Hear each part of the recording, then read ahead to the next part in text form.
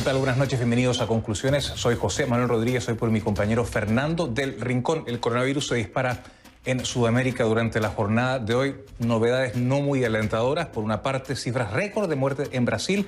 Se disparan los casos en Chile, cifras absolutamente récords. Y también en Argentina hay un incremento de casos muy, pero muy sustancial. Les saluda, les decía, José Manuel Rodríguez, y ciertamente que vamos a estar dedicando una hora a este tema, al coronavirus, y también a otros temas que han sido titulares durante esta jornada.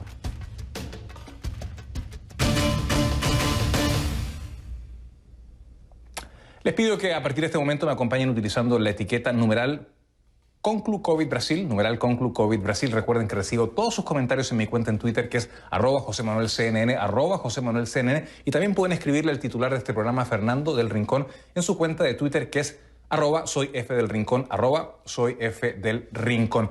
Fíjese que el exdirector de los Centros para el Control y la Prevención de las Enfermedades de Estados Unidos, Robert Redfield, dijo por primera vez en público que, en su opinión, el coronavirus empezó a propagarse mucho antes de lo que se piensa. Y aunque no hay pruebas al respecto, agregó que él cree que se originó dentro de un laboratorio chino y no en un mercado de productos frescos.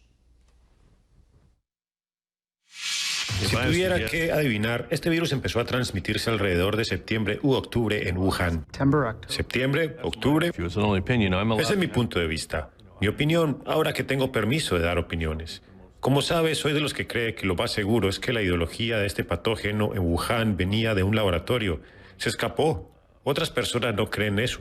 Y está bien, la ciencia lo determinará. Redfield también señala que no es inusual que los patógenos respiratorios que se manipulan en un laboratorio terminen por infectar a la persona que trabaja con ellos, como tampoco es inusual que este tipo de investigaciones se lleven a cabo en Wuhan. La ciudad es ampliamente conocida por un centro de estudio de los virus en China, con instituciones de renombre como el Instituto de Virología de Wuhan, donde se ha experimentado ampliamente con coronavirus de murciélagos. Sin embargo, la Organización Mundial de la Salud considera esta teoría del laboratorio como extremadamente improbable. Al mismo tiempo, los funcionarios y la prensa estatal china han promovido cada vez más, con frecuencia, una teoría también con poco fundamento sobre un posible origen múltiple de la pandemia. Lo cierto es que a más de un año desde que se desató el brote, todavía no tenemos una clara idea sobre el origen de este virus. Cuando CNN le pidió una reacción al doctor Anthony Fauci, director del Instituto Nacional de Alergias y Enfermedades Infecciosas y el principal asesor médico del presidente Joe Biden, Fauci consideró que el virus tuvo que evolucionar y haber tomado cierto tiempo para pasar a un animal, a un humano, hasta que se detectó, pero que la opinión de Redfield es solo eso, una opinión como el propio Redfield habría enfatizado en sus dichos. I think what he likely was expressing is that there certainly are possibilities, as I mentioned just a few moments ago, of how a virus adapts itself to a efficient spread among humans. You know, one of them is in the lab, and one of them, which is the more likely, which most public health officials agree with, is that it likely was below the radar screen, spreading in the community in China for several weeks, if not a month or more, which allowed it, when it first got recognized clinically, to be pretty well adapted. But according to the words of Dr. Redfield, he was saying he was just expressing an opinion and an option of what it could be. Las declaraciones de Robert Redfield son parte de un documental que ha preparado el corresponsal médico jefe de CNN, el doctor Sanjay Gupta, y precisamente se va a estrenar este próximo domingo. Se espera que el equipo de profesionales de la Organización Mundial de la Salud, la OMS, que ha viajado hace algunas semanas atrás a Wuhan, vaya a revelar su informe en los próximos días. Su informe, por supuesto, con las conclusiones. Pero mientras tanto, el coronavirus sigue propagándose por todo el mundo y también, por supuesto, por nuestra región. La Organización Panamericana de la Salud ha confirmado que 32 países en la región de las Américas han detectado la presencia de al menos una de las variantes que más preocupan, la británica, la sudafricana y la brasileña. Estas variantes pueden causar un aumento en los contagios, empeorar la virulencia del virus y también disminuir la efectividad de las restricciones de salud. El país que originó una de estas variantes, Brasil, justamente la pandemia allí se encuentra, y usted lo sabe, lo hemos reportado esta semana aquí en CNN, se encuentra absolutamente fuera de control. El peligro es que esta variante pueda llegar a propagarse en los países vecinos. En Uruguay, precisamente, hay mucha preocupación y nuestro corresponsal en ese país, Darío Klein, viajó a la frontera con Brasil. Su reporte desde Rivera, a continuación. Aquí estamos en lo que podría considerarse uno de los principales epicentros hoy en Sudamérica de la pandemia del COVID-19. De un lado tenemos a Brasil como el lugar donde los contagios están desbocados y donde las muertes han superado las 300.000 personas. Y del otro lado está Uruguay, convertido hoy en el país que está teniendo el índice de contagios por día per cápita más alto de la región. Y aquí estamos en el medio, donde esos dos países se juntan. Y bueno, esa situación ha generado un enorme problema sanitario con el CTI uruguayo operando a un 85%. Hoy hablábamos con el jefe del servicio intensivo del hospital departamental que decía que había una saturación funcional, pero por otro lado, del lado de Santana del Livramento, la directora del hospital nos decía que ahí directamente están absolutamente colapsados, que tienen más gente de la que resiste ese CTI y que ya no tienen dónde colocarla. Por otro lado, la luz al final del túnel es la vacunación, que en Uruguay avanza a un muy buen ritmo. Más de un 20% de la población de este lugar ya se ha vacunado y se va a seguir vacunando. Del otro lado, del lado brasileño, no son tan buenos los índices y eso es parte del problema para alcanzar la inmunidad de rebaño, que en esta ciudad, es una ciudad binacional, que conviven dos países, hay que tener en cuenta tal vez a toda la población. Ahora hay que ver qué impacto tienen en la situación sanitaria la reducción de la movilidad que pretende el gobierno lograr. Veremos cómo repercute esto en la situación sanitaria. El gobierno uruguayo ya dijo que va a agregar más camas al CTI, pero los que lo operan siguen siendo las mismas personas que van a tener que ahora atender más camas de CTI, tratando de que no haya del lado uruguayo el colapso que sí ha habido del lado brasileño. Para CNN, Darío Klein desde la frontera binacional entre Brasil y Uruguay. Bueno, eso pasaba en la frontera entre Brasil y Uruguay, pero en el mismo Brasil la situación es realmente crítica. La pandemia está fuera de control. El Ministerio de Salud de ese país ha reportado 3.650 muertes en la jornada de hoy. El informe es de mi compañero Marcos Moreno.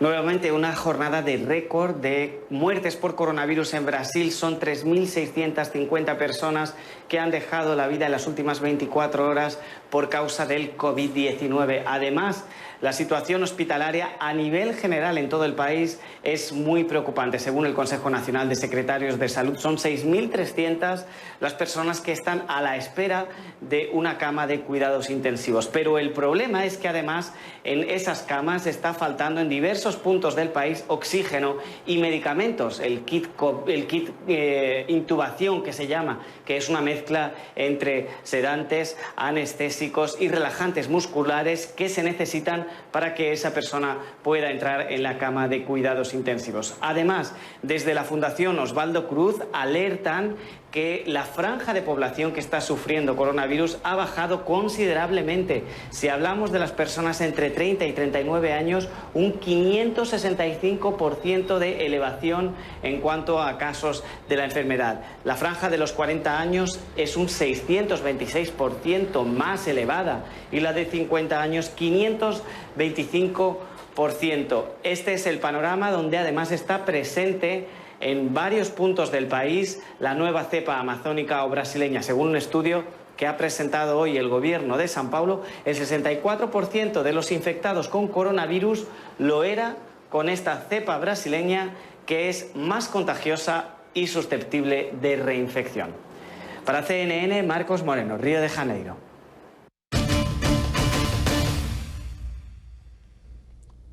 Analizamos este tema con nuestro primer invitado. Le doy la más cordial bienvenida al doctor Pablo Lotufo. Él es epidemiólogo y también es especialista de la Universidad de Sao Paulo. Nos acompaña en vivo desde precisamente esa ciudad de Sao Paulo. Doctor Lotufo, buenas noches. Gusto de saludarle. Las noticias son bastante malas allá en su país, en Brasil.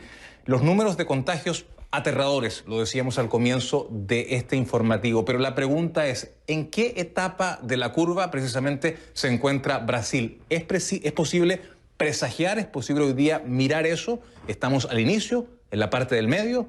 Estamos en una parte en que se está empezando a aplanar. Todo parece indicar que estamos más cerca del comienzo que del final, doctor. Le saludo, buenas noches.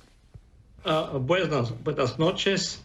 Ahora nosotros estamos teniendo una consecuencia que fue la acción irresponsable de los gobernantes, principalmente de la Presidencia de la República, que tuve una negación de la pandemia desde cuando empezó en marzo de 2020. En septiembre de 2020, cuando los números de casos y muertes estaban desciendo, hubo una relajación, una disminución del distanciamiento social por parte de los gobernantes.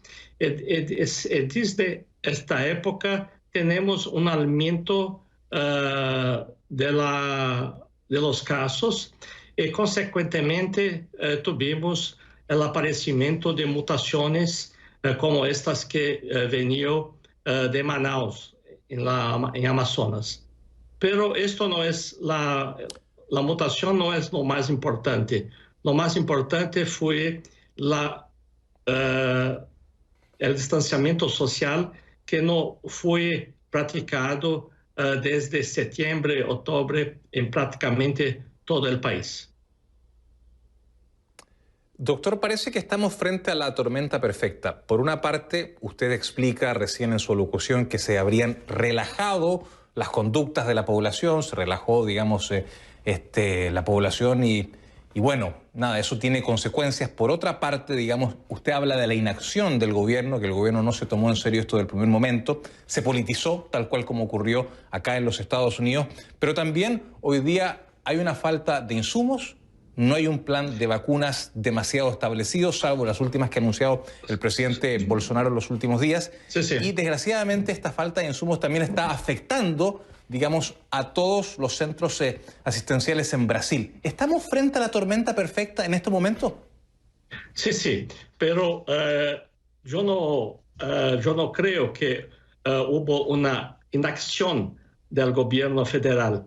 Lo que hubo fue una acción favorable al virus, porque cuando hubo la oportunidad de tener las vacunas de Pfizer, esto fue en septiembre, 70 millones de dosis, el gobierno Bolsonaro se negó a comprar. Lo mismo ocurrió con la producción de una vacuna, el Coronavac de China, que está siendo producido acá en São Paulo. Hubo un boicote determinado por el gobierno federal contra esta vacuna. Después, todos esos los insumos para la intubación, los anestésicos, insumos como relajantes musculares, estos no fueron comprados al tiempo. Las compras fueron suspensas, fueron retiradas en enero y febrero de este año. Así... Doctor, sí, le quiero interrumpir porque, sí, discúlpeme, porque usted está haciendo algunas declaraciones que son un poco fuertes, que nosotros como cadena, de forma independiente, no podemos verificar.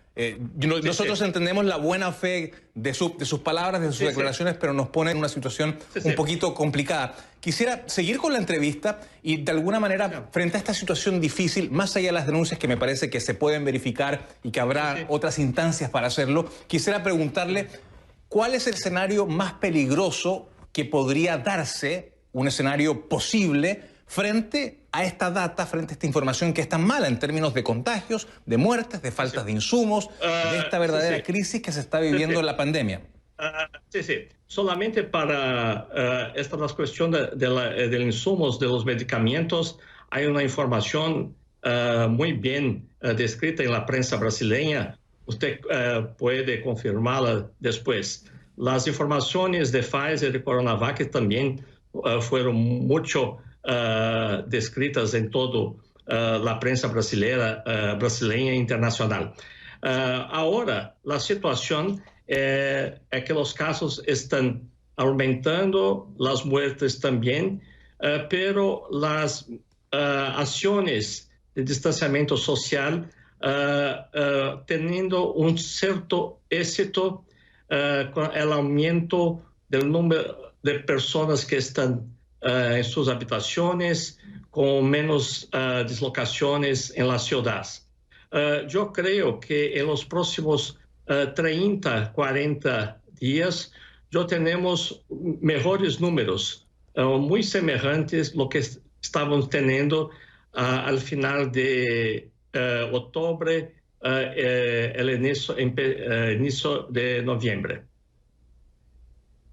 Doctor, me queda muy poquito tiempo, le pido una respuesta muy breve. ¿Por qué en Brasil se está dando un aumento extremadamente alto de los casos en la población entre 20 y 50 años, que entiendo que tanto en Río de Janeiro como en Sao Paulo están ocupando gran parte de las camas de cuidado intensivo? ¿A qué se debe esto, doctor?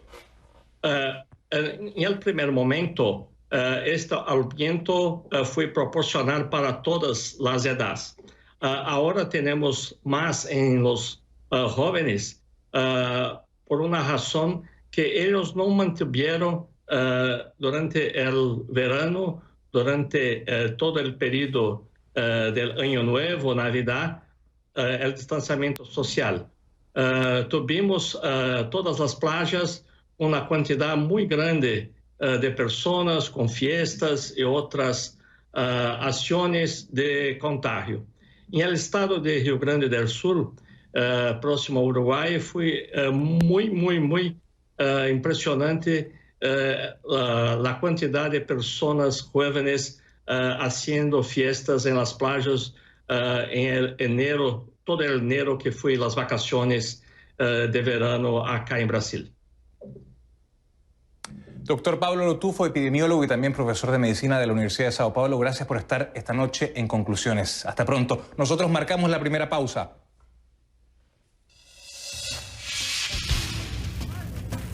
Y cuando regresemos, se dispara el número de los niños migrantes bajo custodia de las autoridades. Aumentó en más de 1.000, en tan solo un día.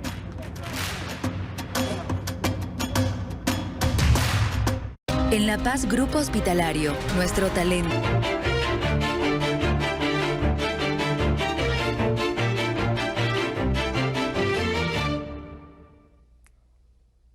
Les pido que a partir de este momento me acompañen utilizando la etiqueta numeral Conclu Frontera. La etiqueta es numeral Conclu Frontera. Pueden enviarme sus comentarios, opiniones, críticas, observaciones y regalos también, si quieren, a mi cuenta en Twitter, que es @JosemanuelCNN, @JosemanuelCNN. La cuenta del titular de este programa es @SoyFDelRincón, @SoyFDelRincón. Vamos a hablar del tema de la frontera, por supuesto, porque ciertamente que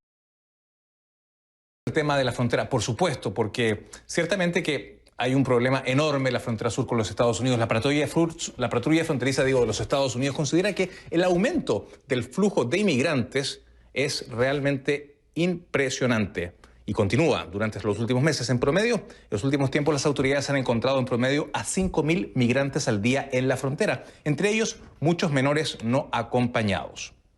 Este viernes, 2 grupos de legisladores viajaron a la frontera sur de los Estados Unidos y tienen opiniones muy diferentes sobre lo que está pasando. El representante demócrata Joaquín Castro culpó a la pasada administración del presidente Trump de las condiciones inhumanas en las que los menores no acompañados están siendo detenidos y aseguró que Biden heredó un sistema que había intentado desmantelar. Mientras que los senadores republicanos Ted Cruz y John McCormick encabezaron una delegación que visitó las instalaciones desbordadas en Donna, Texas, y culparon a la administración Biden de esta situación. Sin embargo, ambas delegaciones coincidieron en subrayar la división que existe entre demócratas y republicanos en el tema migratorio y sobre cómo gestionar precisamente esta crisis. El número de menores no acompañados en la frontera sur de los Estados Unidos volvió a aumentar. Y estos son los que están a cargo precisamente del gobierno federal. Ahora hay 18.000 1.000 más aproximadamente que en la jornada anterior. A esto hay que sumarle que en promedio pasan 90 horas a cargo de la patrulla fronteriza cuando la ley establece que deberían pasar un máximo de 72 horas. El informe lo ha preparado mi compañero Gustavo Valdés.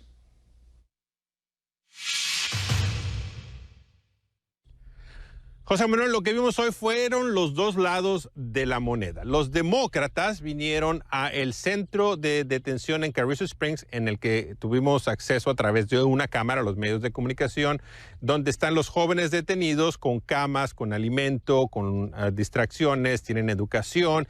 Este es el centro secundario de detención en donde los demócratas, según una congresista que platicaron con los niños, dicen que los niños están contentos de estar ahí, que están satisfechos, que se sienten seguros.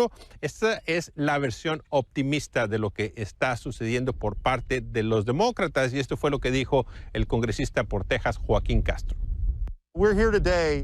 Estamos aquí para encontrar soluciones. Estamos aquí para volver a Washington y ofrecer recomendaciones sobre cómo podemos mejorar el proceso de asilo y que se respeten los derechos humanos. Nos vamos con la sensación de que tenemos algo que compartir con el gobierno.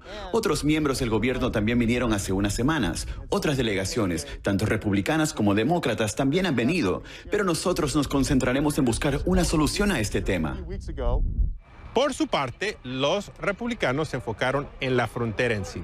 La noche del jueves fueron a hacer un recorrido con la patrulla fronteriza. El senador Ted Cruz dice que él podía escuchar los ruidos de los traficantes del lado mexicano sin ofrecer ninguna prueba. Hicieron un recorrido también por el centro de detención en Donna, que es el más controversial, donde no se nos ha permitido entrar. Dicen que había exceso de cupo.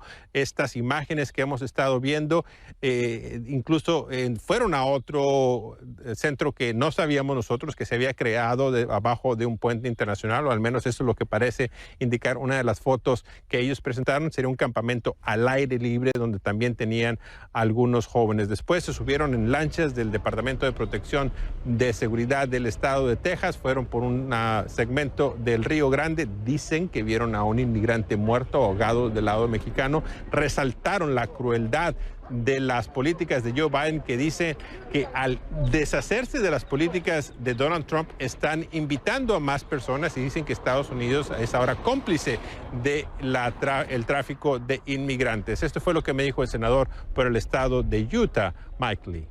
Pedir a personas de Guatemala, El Salvador, Honduras, caminar semanas o meses en circunstancias muy peligrosas, solo a llegar aquí contra de nuestro sistema de leyes. ¿Qué está fallando?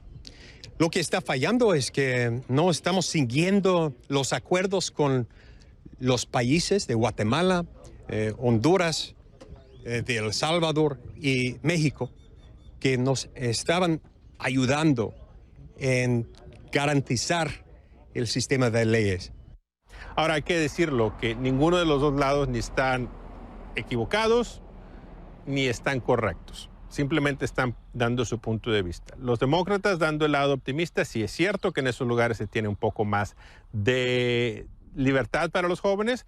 Los republicanos resaltando los problemas en la frontera. Un detalle que sí resaltaron los republicanos, que habíamos escuchado por parte de los inmigrantes deportados, que decían que a cierta edad no se permitía entrar a los niños. Según los senadores, esa edad sería 7 años. Menores de 7 se pueden quedar con sus familias, o al menos empezar asilo. Mayores de 7 se tienen que regresar a México deportado. Así es de que poca información que está llegando por ambos lados. Aún no tenemos acceso a la franja fronteriza detrás de ese muro, que es en donde se puede ver a los niños llegando o a las familias llegando. Preguntas para la administración Biden que tiene que responder, y los ataques de los republicanos que se quieren apuntar puntos políticos. José Manuel.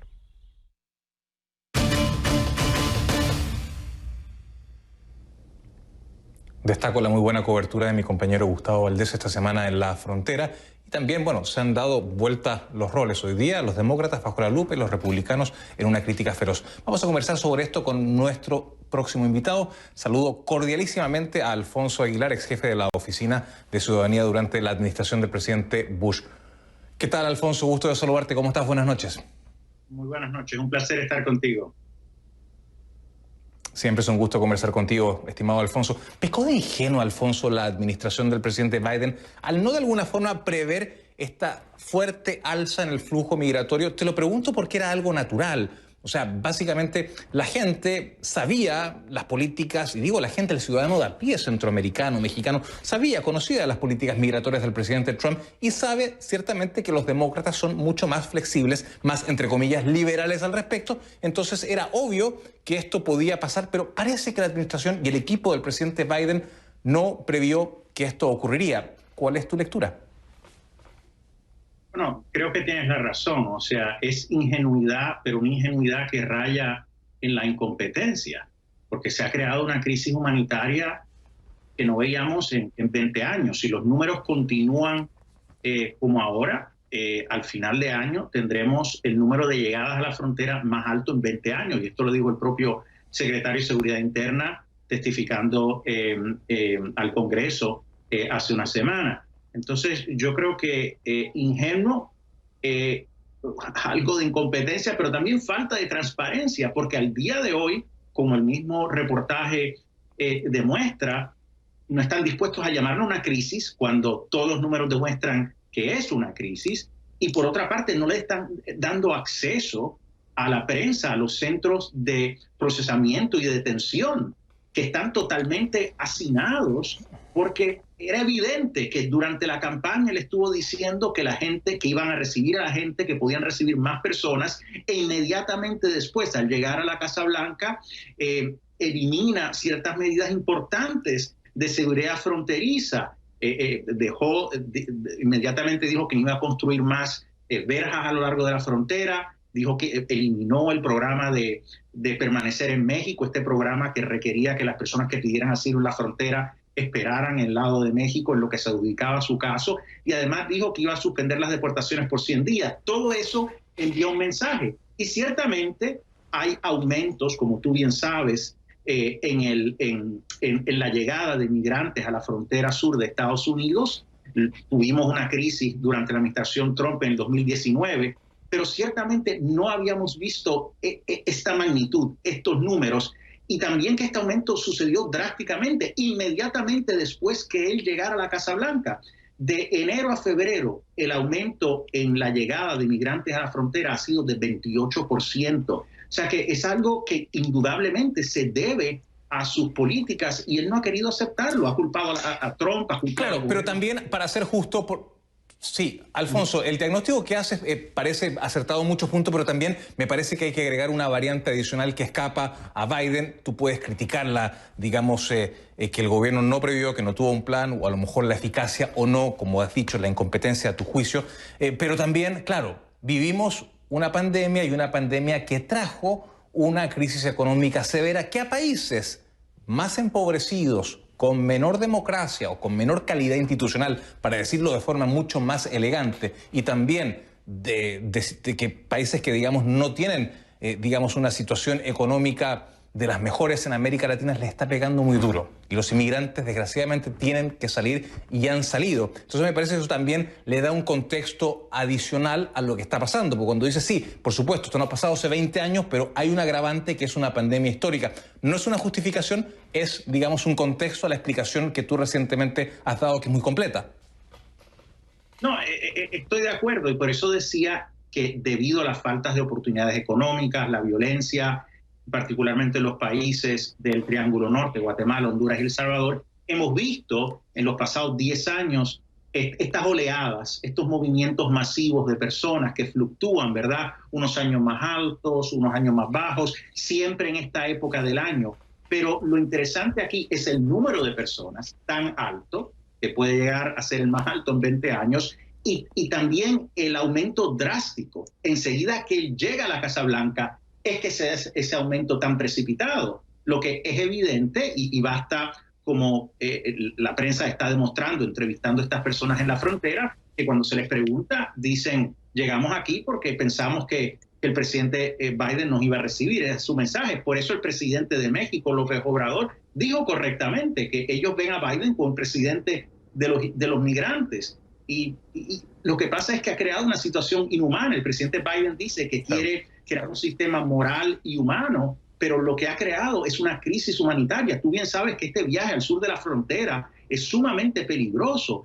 Niñas y mujeres son violadas, son víctimas de acoso sexual y depende de los estudios. Alfonso, sí, claro, es ciertamente que es un viaje peligroso que nadie en su sano juicio arriesgaría a sus hijos a esas condiciones y que la verdad es que, como decía también el presidente Biden ayer, no es llegar y vender tus cosas y decir, bueno, nos vamos con un coyote, nos vamos a la frontera a ver si encontramos mayor suerte. Claro, es una decisión tremendamente difícil, compleja, pero también habla de esa desesperación que tienen en esos países. Y en ese contexto te quiero preguntar lo siguiente. Es verdad, ya que hay que ser justos, el presidente Trump, más allá de su forma, más allá de su retórica antimigrante que se le puede criticar, y se le criticó en su momento, se reunió con, digamos, y creo que mandó Nikki Haley en su momento, la ex embajadora de Naciones Unidas, ex gobernadora de Carolina del Norte, para negociar con los países del Triángulo Norte, digamos, para que evitaran seguir enviando, digamos, para que se evitara que los inmigrantes siguieran saliendo de esos países. ¿El esfuerzo diplomático de Biden llega un poco tarde? ¿Cómo lo ves? Que va a encabezar Kamala Harris, la vicepresidenta. Definitivamente muy tarde, pero fíjate que es interesante que el mismo presidente Trump, que fue tan criticado y no justificó su retórica sobre la inmigración, que en muchas ocasiones pues rayaba en lo ofensivo, estoy de acuerdo, pero irónicamente él atendió el tema de una manera multilateral, trabajando con los países que están involucrados en la crisis migratoria a nivel regional, con México y con los países del Triángulo Norte. Esta administración rescinde los acuerdos a los que llegó la administración Trump con estos países unilateralmente y crea esta situación. Y ahora mandan a Kamala Harris, pero Kamala Harris lo que va a hacer es enfocarse en lo que ellos dicen la raíz del problema, que es la corrupción en estos países, pero no podemos esperar a que se establezcan democracias estables en estos países y que se acabe con la corrupción en estos países para tomar control de nuestra frontera sur. Entonces, sí, yo creo que tenemos que tomar medidas a corto plazo. Alfonso. Sí, claro. Sí, sin duda. La aproximación de la vicepresidenta es mucho más a largo plazo y, por supuesto, veremos cuál es la salida a corto plazo y sobre eso tú y yo tendremos que discutir en otro programa porque desgraciadamente se nos va el tiempo. Una precisión, tú decías que el presidente Trump hizo un esfuerzo multilateral, yo diría bilateral porque negoció con cada país. Acuérdate que los republicanos, sobre todo bajo la presidencia del presidente Trump, mucho no apostaron por el multilateralismo. Alfonso Aguilar, gracias por estar esta noche en Conclusiones. Nosotros tenemos que marcar una próxima pausa. Buenas noches para ti. Y cuando regresemos, tal como ven ustedes en las imágenes, después de una pausa les voy a contar este nuevo ataque en Colombia. Un coche bomba estalló en el departamento del Cauca. Todos los detalles, si se queda, por supuesto, se entera.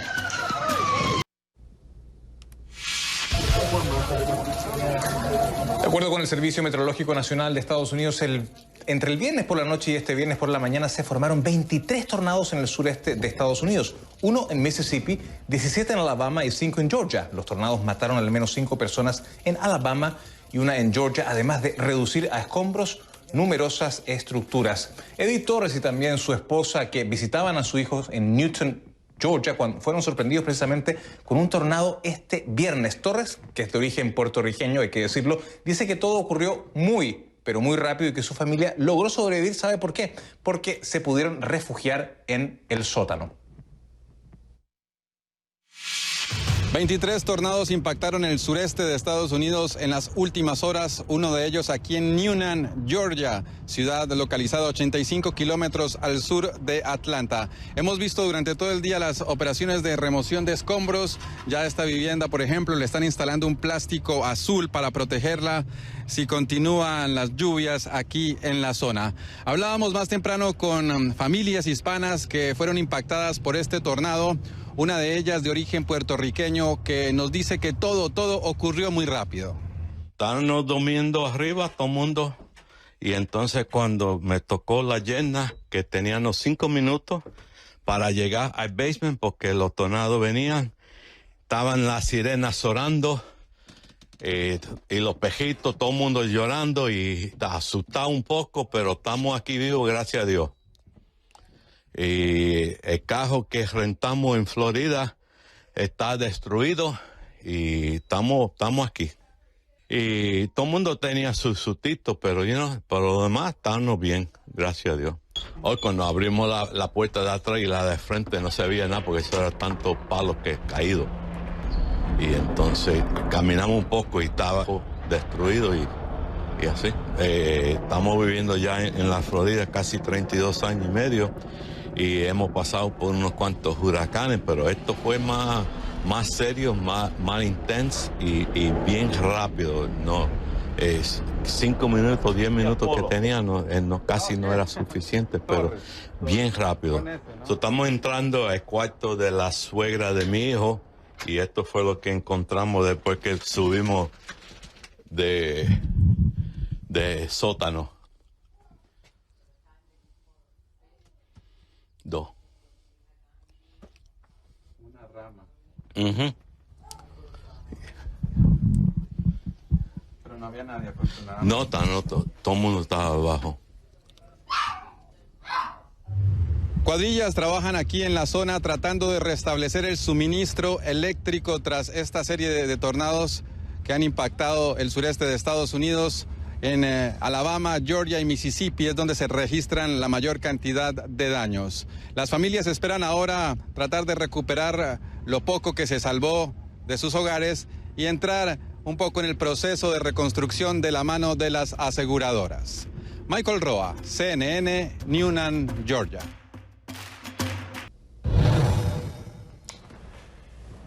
En Colombia, una región del departamento del Cauca vive una verdadera emergencia humanitaria. Miles de venezolanos están llegando a esa zona huyendo.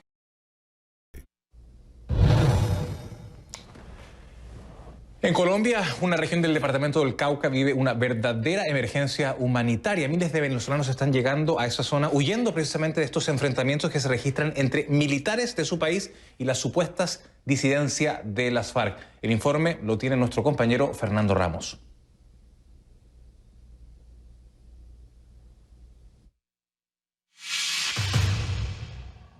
Un nuevo drama humanitario para los muchos venezolanos que huyen a Colombia, esta vez por el temor a morir en el fuego cruzado entre militares venezolanos y grupos armados colombianos ilegales que operan en su territorio. Cuando nosotros nos dimos cuenta era porque había bombardeo, eso hubo un desastre, hubo gente que le tocó salir por los montes, niños pequeños, mi hija vivía allá, mi hija le tocó arrastrar con sus 3 hijos porque en el momento de la balacera todo el mundo salió a resguardarse y a buscar para acá.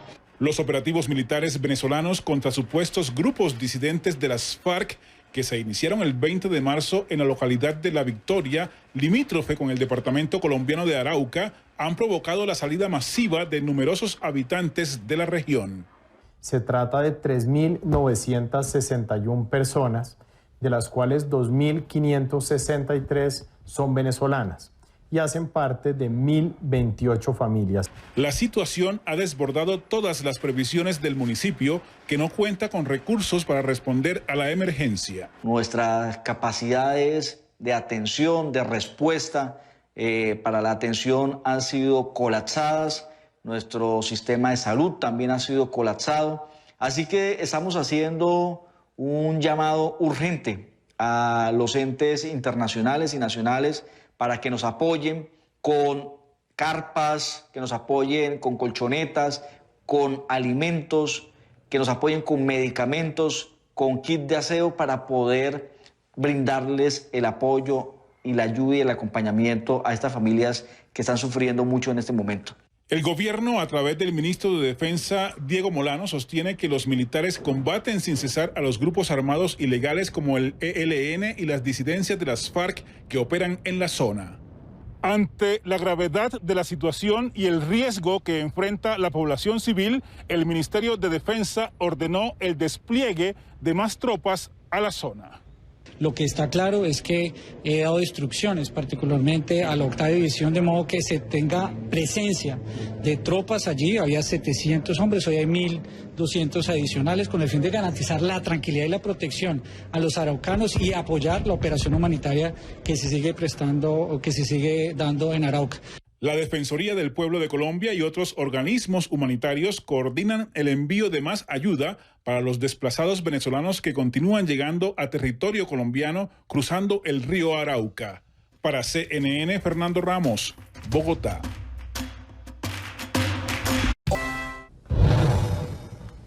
Bueno, hasta aquí la edición de hoy de Conclusiones. Gracias por su sintonía. Feliz fin de semana. El lunes regresa Fernando del Rincón aquí a su programa. Buenas noches. Hasta pronto.